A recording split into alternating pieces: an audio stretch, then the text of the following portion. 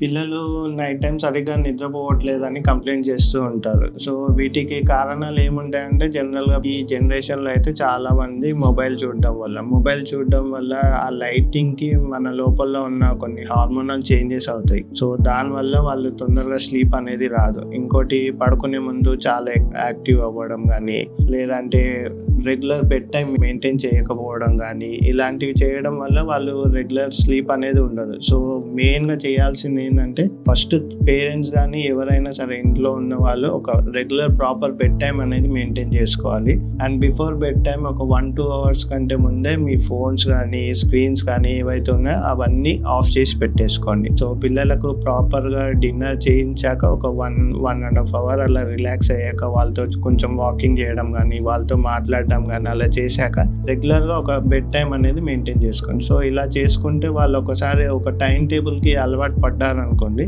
So, ఈజీగా వాళ్ళు దానికే ట్యూన్ అవుతా ఉంటారు వాళ్ళు. సో, మీకు ఇంకా ఏమైనా డౌట్స్ ఉంటే ఒకసారి వచ్చి కన్సల్ట్ అవ్వండి పీడియాట్రిషియన్.